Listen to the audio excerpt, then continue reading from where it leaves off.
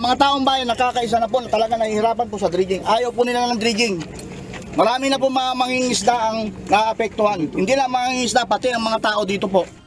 Isa si Edgar Maboy sa mga mangingisda sa bayan ng San Felipe, Zambales, natutol sa nangyayaring dredging sa baybaying dagat ng Sitio Lawag at Sitio Tiktik sa bayan ng San Felipe, Zambales. Ayon sa kanya, mula Enero hanggang buwan ng Marso, hindi bababa sa 10 barko ng China ang dumating sa kanila na naghuhukay at nag-aakot ng buhangin.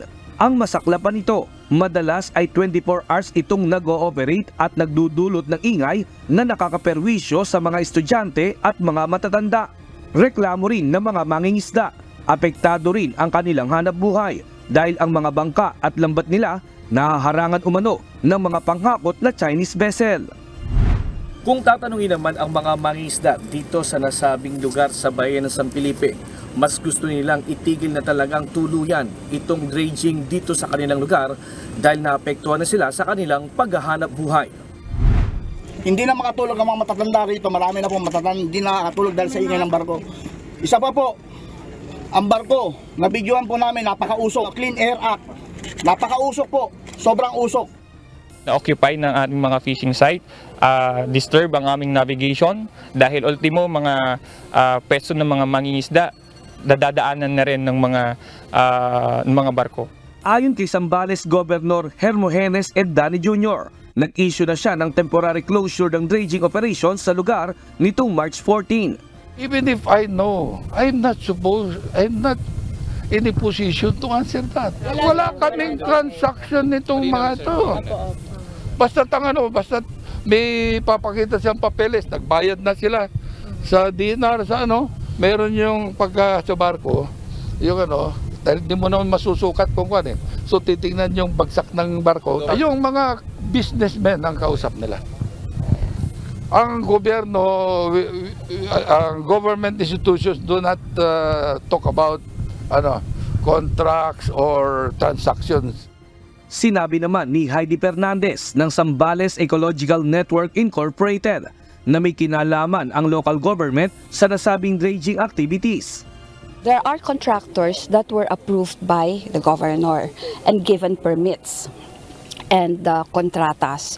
And then, itong mga contractors na ito, sila na ang bahalang nagkokontrata rin ng mga barko para ma-dredge nila yung lahar, no? But they're doing it sa dagat, sa shoreline.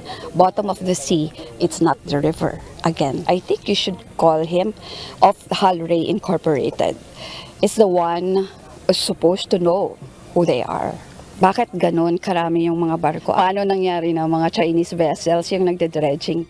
Samantala, binunta na rin ni Senator Jinggoy Estrada ang sinasabing dredging sa San Felipe. Ayon sa senador, plano nitong talakayin at imbestigahan sa Senado. Ang sa akin kasi, apektado yung, nababahala ko kasi apektado itong mga kababayan natin. Ito lang yung hanap buhay nila Kasi pag patuloy sila mag-dredge dito, wala na sila mapapagkunan ng hanap buhay. I've already submitted or passed a resolution in aid of legislation to investigate this dredging that is happening here in San Felipe, and I think it was already referred to the Committee on Environment and Natural Resources, which is headed by Senator Cynthia Villar, and I do not think we can tackle it by next week because we are going on a recess. Siguro after the recess, siguro kakusapin ko Senator Cynthia to conduct the hearing. Sa ngayon, pansamantala munang ipinatigil ng mga otoridad ang nasabing dredging operation sa lugar.